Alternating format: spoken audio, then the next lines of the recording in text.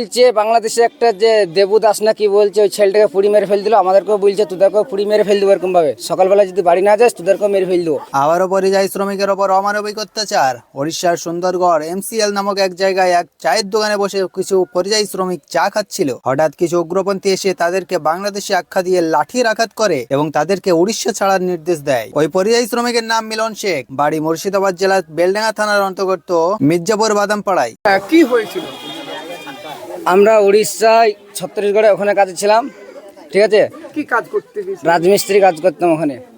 তা চাটা প্রত্যেকদিন যেভাবে খাই আমরা, চায়ের দোকানে যে চা খাই ওরকমভাবে চা রোজ খেতে যাই।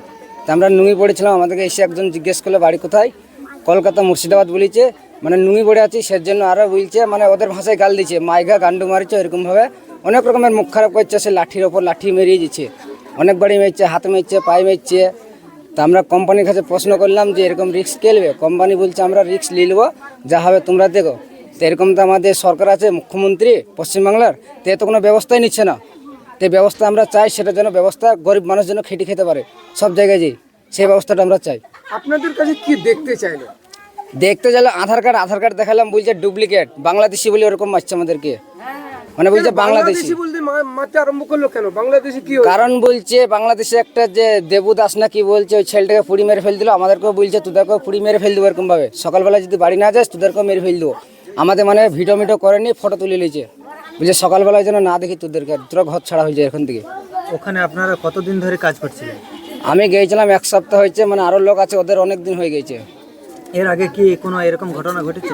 এর আগে ওখানে ঘটনা হয়নি, এটাই প্রথম ঘটনা হইলো। মানে আমাদের 3 জনকে মেরছে, ঠিকাদারকেও মেরছে, ঠিকাদারের বেটাকেও মেরছে, আমাকেও মেরছে। মানে 3 জন আমরা চা খেতে গেছিলাম বাজারে। ঠিকাদারের বাড়ি কোথায়? ঠিকাদারের বাড়ি হয়েছে মজমপুর। আপনারা কজন বাড়ি চলে আসলেন? আমরা 2 জন এসেছি, জানাকলি।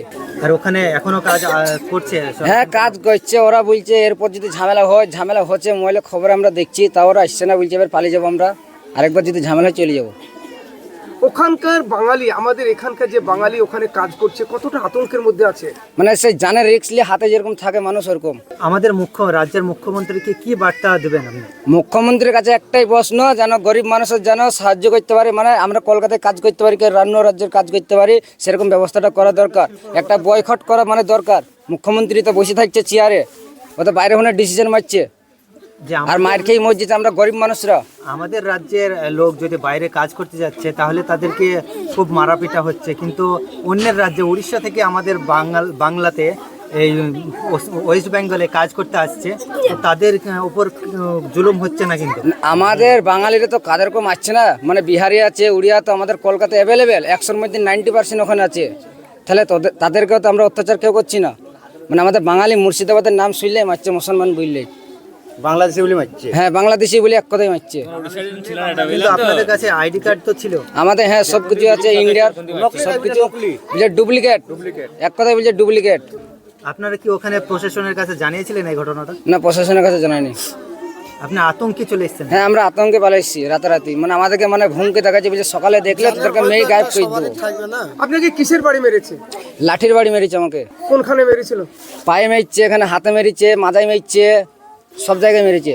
মানে আমি বাড়ি এসে তো ডাক্তার দেখাইলাম, ওষুধ নিয়ে এলাম। হসপিটালে যাননি? না, আমাদের ওষুধ লিখে দিয়েছিল, সব রকম মেডিসিন লিখে দিয়েছিল। এখন কি চাইছেন?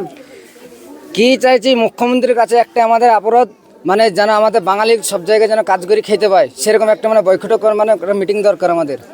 স্থানীয় যেসব এমএলএ আপনার গ্রামের প্রধান আছে, এদেরকে জানিয়েছেন বা আপনাদের কাছে ওরা খোঁজ খবর নিতে এসেছিল?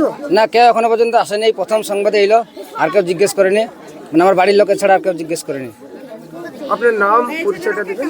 আমার নাম হয়েছে মিলন শেখ, আমার বাবার নাম হয়েছে করিম শেখ, বাড়ি মির্জাপুর বাদামপাড়া। আমি গতকালকে রাত্রে বাড়ি এসেছি। কতজন আসলেন? 2 জন এসেছি, বাকি লোক এখন আছে, 10 জন মতন আছে। একজন প্রতিবেশী হিসাবে কি বলবেন? উড়িষ্যায় আপনার প্রতিবেশী একজন পরিযায়ী শ্রমিক রাজমিস্ত্রি কাজ করতে গিয়ে তাকে মার খেয়ে আজকে বাড়ি ফিরতে হয়েছে, কাজ হারিয়ে। সংসারটা কিভাবে চলবে, কি বলবেন? মাননীয় মুখ্যমন্ত্রীর কাছে এটাই বলতে চাই যে আমাদের পশ্চিমবাংলার যে কর্মীর ভাইরা আছে তাদেরকে যেন এই পশ্চিমবাংলায় একটা কাজ দেওয়ার ব্যবস্থা করে দেয়।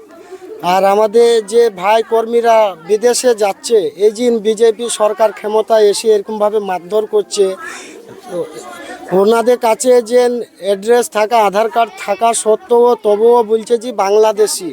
আমাদের বাংলাদেশি কি হিসাবে আছে? সেখানে তো আমাদের পুরোপুরি অ্যাড্রেস দেওয়া আছে যে West Bengal, Murshidabad West Bengal address দেওয়ার পরতেও তবুও কিভাবে আমার কর্মী ভাইরা মার খায়? এটা কি আমাদের মাননীয় মুখ্যমন্ত্রী কি দেখতে পাচ্ছে না? না উনি কি ঘুমিয়ে আছে এখনো পর্যন্ত? আমাদের যে এই কর্মী ভাইরা আজ এ মার খাচ্ছে, কাল ও মার খাচ্ছে, তাহলে আমাদের কর্মী ভাইরা কোথায় যাবে? গরিব সংসার তো। এটা যে বসি খাবে সেটা তো মাননীয় মুখ্যমন্ত্রী একটা কিছু করে দেয়নি। তাহলে এই যে আমাদের কর্মী ভাইরা মার খাচ্ছে, তাহলে মাননীয় মুখ্যমন্ত্রীর কাছে আমরা বিচার চাই, যে কোনো একটা ব্যবস্থা করে দিবে। আর যে আমাদের কলকাতায় যে অন্য অন্য রাজ্যর যে ভাইরা কর্ম করে খাচ্ছে, তাদেরকে তো কোনো সময় আমরা তো অত্যাচার করি নাই। তাহলে আমাদের যে কর্মী ভাইরা মুর্শিদাবাদের লোক যাচ্ছে বাইরে এলাকায়, বিভিন্ন রাজ্যে, তাদেরকে কিসের জন্য মারা হচ্ছে?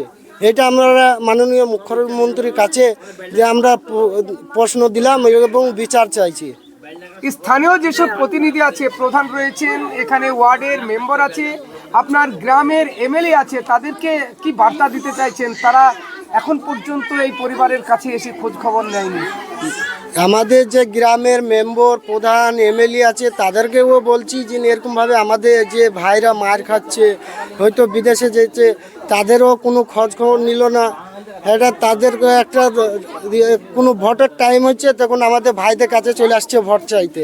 আজ তারা কিভাবে বসে আছে চেয়ারে, বাড়িতে কিভাবে বসে আছে? আজকে যে না আমার ভাই মার খেয়েছে, কোনো সময় জিজ্ঞাসাবাদ করেছে যে কিসের জন্য মার খেয়েছে? কোনো সময় তো জিজ্ঞেস করেনি। তাহলে আজ ইয়ে মার খাচ্ছে, কাল ও মার খাবে। কোনো সময় যদি মেরি ফেলে দেয়, তাহলে এর পরিবারটা কি হবে? এর পরিবারের দায়িত্ব কে নেবে? আমরা যে গরিব মানুষ, বাইরে খেটে খাবো, সেই উপার্জনের লাইনটা তো আমাদেরকে করে দিতে হবে না? আমার পরিচয় মুস্তফা শেখ, বাবার নাম রফিকুল শেখ, বাড়ি বাদামপাড়া, মির্জাপুর।